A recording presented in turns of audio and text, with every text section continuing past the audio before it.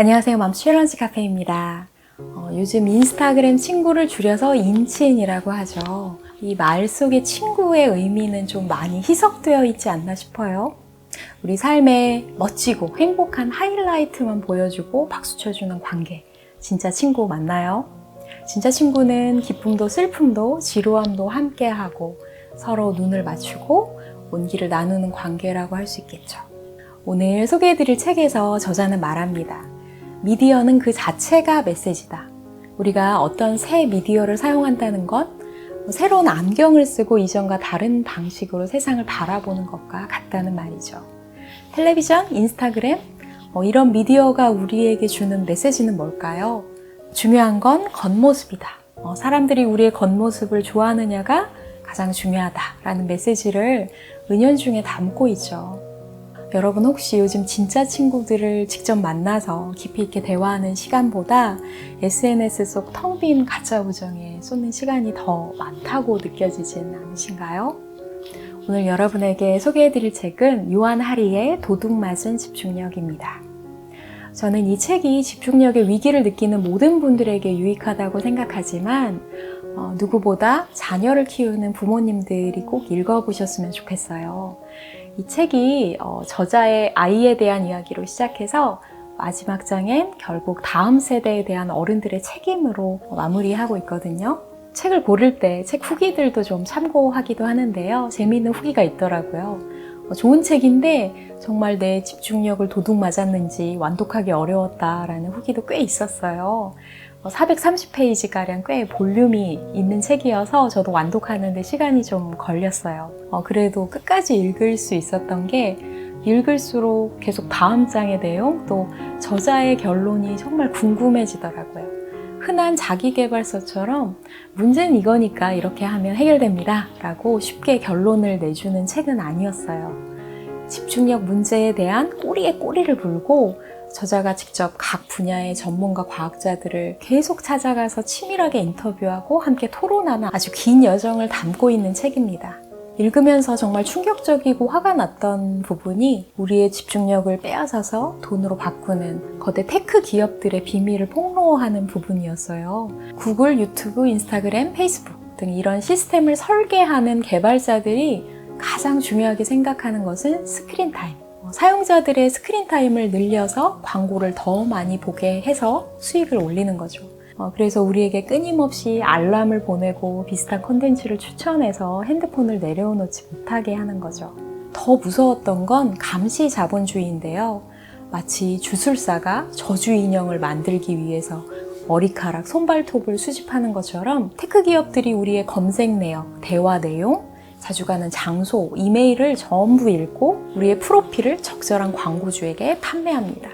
여기서 우리를 보호하는 법이 현재는 존재하지 않는다고 해요. 대부분의 사람들이 이런 사실을 모르니까 문제 삼지 않는 거죠. 이런 감시 자본주의는 날이 갈수록 치밀해지고 있습니다. 페이스북은 핸드폰 카메라로 우리의 감정까지 감지해내는 기술을 특허냈다고 하죠. 우리가 신기하고 멋진 기술이 무료로 제공된다는 것에 박수만 칠 게 아니라 멈춰서서 이게 정말 옳은 거야? 라고 질문하고 비판적으로 사고할 틈도 없이 우리의 집중력을 계속 흔들어 놓고 있죠. 앞서 부모님들께 추천하고 싶은 책이라고 말씀드렸잖아요. 우리 아이들의 집중력은 어떤 위기에 놓여 있을까요? 주의력 결핍, 과잉행동장애, ADHD가 놀라운 속도로 확산되고 있습니다.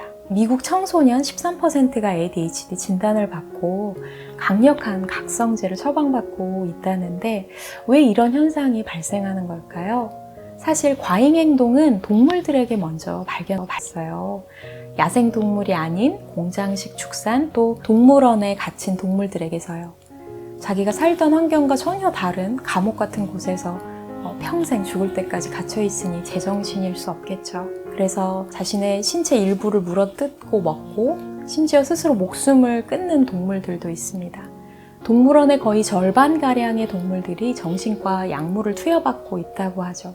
약에 절어있는 동물들을 즐겁게 감상하는 인간들.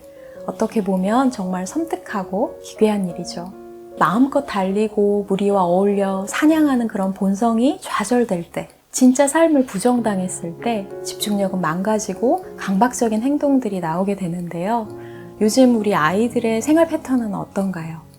거리와 동네에서 뛰노는 대신 대부분의 시간을 집, 교실, 학원에서 생활하면서 놀 때도 공부할 때도 핸드폰과 패드를 보고 영양가 없는 초가공식품들을 즐겨 먹고 극심한 시험 스트레스 속에 어른들이 정해놓은 스케줄을 살아내고 있죠. ADHD 진단이 증가되지 않으면 이상한 환경 아닌가요? 그리고 이들에게 내려지는 처방은 환경의 변화는 전혀 없이 동물들에게 하는 것과 마찬가지로 약물만 처방하는 거죠. 처방받은 각성제는 내성이 생겨서 점점 복용량을 늘릴 수밖에 없고요. 하지만 이런 유해한 환경을 바꿔서 아이들의 집중력이 놀랍게 개선되고 변화된 사례가 책 후반에 소개되는데요.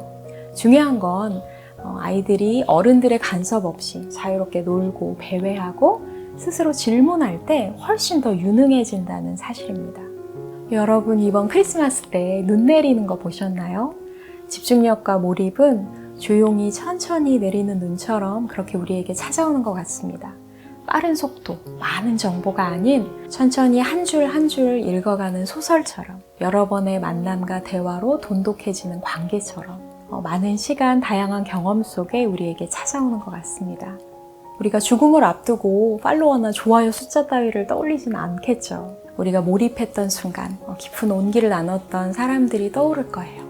그런 의미 있는 순간들이 많아지려면 우선 우리를 산만하게 하는 기기들은 일정 시간 내려놓기로 결심해야 되지 않을까 합니다. 오늘 제가 준비한 이야기는 여기까지입니다. 끝까지 시청해주신 여러분 감사합니다.